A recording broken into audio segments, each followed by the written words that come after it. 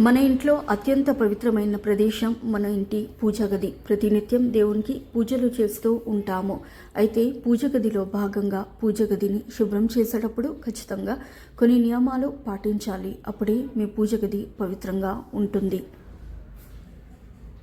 మీరు చేసే పూజలకు రెట్టింపు పుణ్య ఫలితం లభిస్తుంది. పూజ గదిని శుభ్రం చేసేటప్పుడు కొన్ని నియమాలు పాటించకపోతే మాత్రం ఇంట్లోకి నెగటివ్ ఎనర్జీ వస్తుంది. మీ కుటుంబ సభ్యులు అనేక ఇబ్బందులను ఎదుర్కొంటారు. పూజ గదిని శుభ్రం చేసేటప్పుడు ఎలాంటి జాగ్రత్తలను పాటించాలి, ఇంట్లో దీపారాధన చేసేవారు ఎలాంటి నియమాలు పాటించాలో ఈ వీడియోలో తెలుసుకుందాం. ముందుగా ఈ వీడియోకి ఒక లైక్ కొట్టి మన ఛానల్ని సబ్స్క్రైబ్ చేసుకోండి. వీడియోని మాత్రం ఎక్కడ కూడా స్కిప్ చేయకూడదు, లాస్ట్ వరకు చూడండి. వాస్తుశాస్త్రం ప్రకారం ఈశాన్య దిశలోనే పూజ గది ఉండాలి. అలా ఉంటేనే మీ ఇంటికి శుభం చేకూరుతుంది, లేదంటే నెగటివ్ ఎనర్జీ ఏర్పడుతుంది. పవిత్రమైన పూజ గదిని శుభ్రం చేయాలంటే ఎప్పుడు పడితే అప్పుడు శుభ్రం చేసుకోకూడదు. శనివారం రోజున మాత్రమే మీ పూజ గదిని శుభ్రం చేసుకోవాలి. వాస్తుశాస్త్రం ప్రకారం ప్రతి శనివారం ఖచ్చితంగా పూజ గదిని శుభ్రం చేసుకోవాలి. ఇలా ఎవరైతే చేస్తారో అలాంటి ఇళ్లలో ఆకస్మిక ధనలాభం కలుగుతుంది. శనివారం రోజున కుదరకపోతే గురువారం రోజున కానీ ఏకాదశి నాడు కానీ పూజ గదిని శుభ్రం చేసుకోవచ్చు. పూజ గదిని శుభ్రం చేసే సమయంలో దేవుడి చిత్ర పటాలను పొరపాటున కూడా నేలపైన పెట్టకూడదు. దేవుని పటాలను నేలపైన పెడితే దైవశక్తి మొత్తం నశించిపోయి మీ ఇంట్లోకి దుష్ట శక్తులు ప్రవేశిస్తాయి. అయితే మనలో చాలామంది పూజ గదిలో న్యూస్ పేపర్లు వేస్తూ ఉంటాము, కానీ ఇలా అసలు చేయకూడదు.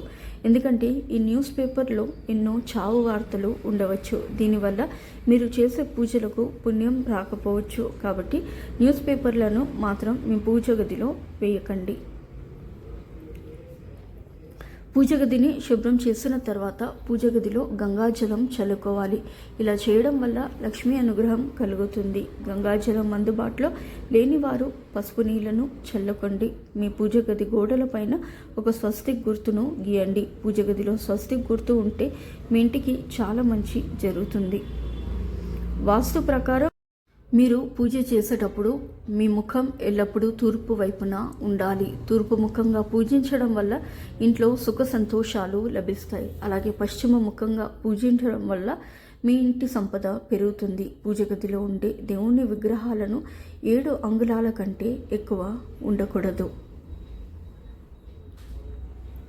సాధారణంగా ఇంట్లో దీపారాధన చేసేటప్పుడు కుందిలో 2 వత్తులు వేసి 2 జ్యోతులు వెలిగిస్తాము. అయితే మన జన్మరాశి దీపంలో ఎన్ని వత్తులు వేయాలో శాస్త్రాల్లో స్పష్టంగా వివరించారు. మేషరాశి, కర్కటక రాశి అలాగే ధనుస్సు రాశి వారు 3 వత్తులతో దీపారాధన చేయాలి. వృషభ రాశి, కన్యారాశి అలాగే కుంభరాశి వారు 4 వత్తులతో దీపారాధన చేయాలి. సింహరాశి, వృశ్చిక రాశి, మీన రాశులు వారు 5 వత్తులతో దీపారాధన చేయాలి. తులారాశి వారు 6 వత్తులతో దీపం వెలిగించాలి. మిథున రాశి మరియు మకర రాశి వారు 7 వత్తులతో దీపారాధన చేయాలి. మీ జన్మ రాశిని బట్టి ఇలా దీపారాధన చేస్తే మీరు చేసే పూజలకు రెట్టింపు పుణ్య ఫలితం లభిస్తుంది. దేవుని ఆశీర్వాదం మీ ఇంటిపై ఖచ్చితంగా ఉంటుంది. దీపంలోని దేవతలందరూ నివసిస్తారు. దీపం వెలిగించిన మరుక్షణమే ఆ ప్రాంతమంతా దైవ శక్తులతో నిండిపోతుంది. కాబట్టి ప్రతినిత్యం దీపారాధన చేస్తే ఇళ్లలో ముక్కోటి దేవతలు సంచరిస్తూ ఉంటారు. స్టీలు ప్రమిదలో దీపారాధన చేయకూడదు. పూజ గదిలో దీపం వెలిగించిన తర్వాత ఆ దీపాన్ని నేలపైన ఉంచకూడదు. అలా చేస్తే దీపాన్ని అగౌరవపరిచినట్టు అవుతుంది. దీపం కింద ఒక చిన్న ప్లేటు లాంటిది పెట్టి దానిపైన ప్రమిదను ఉంచాలి. ఇంట్లో దీపారాధన చేసే ముందు ఖచ్చితంగా ఇంటిని శుభ్రం చేసుకోవాలి. దీపారాధన చేసే ప్రదేశంలో నీటితో శుభ్రంగా తుడిచి బియ్యపు పిండితో ముగ్గు వేసి కొద్దిగా పసుపు కుంకుమలు చల్లి ఆ ముగ్గు పైన దీపం వెలిగించాలి. ఇలా దీపం వెలిగించాక ప్రమిదకు పసుపు రాసి కుంకుమ పెట్టి పూలు సమర్పించి సర్వదేవత స్వరూపమైన దీపానికి నమస్కారం చేసుకోవాలి. సాధారణంగా మనలో చాలామంది అక్షింతలను ఇంట్లో అంతగా ఉపయోగించరు. శుభకార్యాలు చేసేటప్పుడు మాత్రమే అక్షింతలను ఎక్కువగా ఉపయోగిస్తారు. అయితే వాస్తుశాస్త్రం ప్రకారం ప్రతి ఒక్కరి పూజ గదిలో ఎల్లప్పుడూ అక్షింతలను పెట్టుకోవాలని వేద పండితులు చెప్తున్నారు. అక్షింతలు శుభాన్ని సూచిస్తాయి కాబట్టి ప్రతి ఇంట్లో పూజ గదిలో అక్షింతలను పెట్టుకుంటే ఇంట్లో సకల సౌభాగ్యాలు చేకూరుతాయి.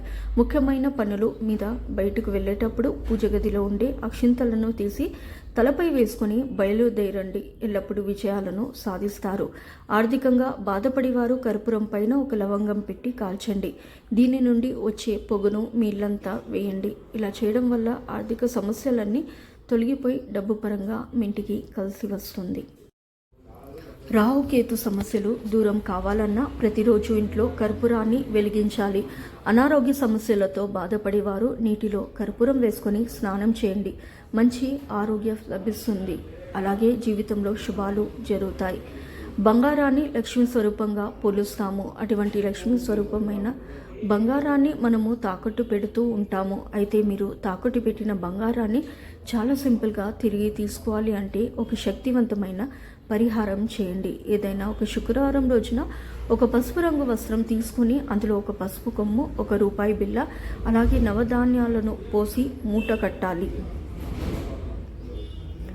ఈ మూటని మీ పూజ గదిలో పెట్టుకొని ఓం మునీశ్వరాయ నమః అనే మంత్రాన్ని 11 సార్లు చదివి మీ బంగారం త్వరగా తిరిగి రావాలని కోరుకోవాలి. ఈ విధంగా 11 శుక్రవారం చేసి చూడండి.